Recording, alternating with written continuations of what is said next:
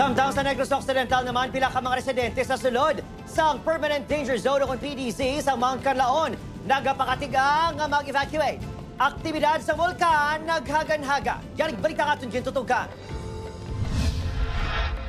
Bangon sa padayon nga na-eksperyensya nga ulan sa Lakasiriana, Negros Occidental. Ginakahangawaan ang sitwasyon sa mga residente malapit sa Mount Canlaon. Ilabi na ang mga apektado sa lahar flow nga nagluntad sang naglupok ang bulkan sang Hunyo.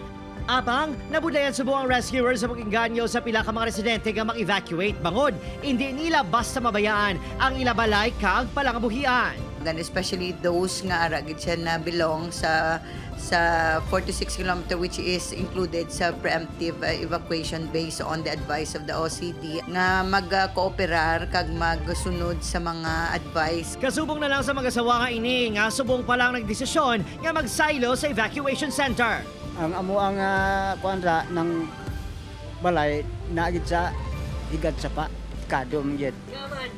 Ang buslog sa tubig. Ari gid sa among balay.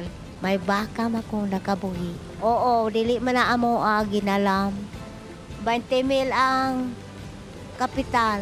Ang iba naman, bisan naka-evacuate na, ginabalik-balikan gihapon ang ilang mga hinuptanan. Nagpuli lang ko tungod kay siyempre may mga kasapatan man di mong ginabantayan mo namon ng ang amon nga ang mga gamit, mga balay amo na.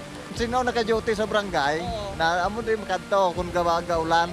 Priority kitang ini nga lugar? Oo. Ano ang balikap no? Nga ipa-monitor ang tubig kay kung magdako ipasipti ngagaw ang mga tao.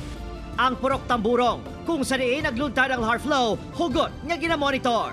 Mga puso, prioridad naman sa aton mga rescuers diri sa may Purok Tamburong sa barangay Biak na Bato nga matutukan ang sitwasyon sang siningasapa. Ang tubig nagikan mismo sa Bulkan Canlaon. In kaso por kaso nga may ara mga dalag kong kahoy, di gani mga debris o kung mga bato nga magsupon sa Tamburong ang posibilidad mag-awas ang tubig kag magtugas sang baha.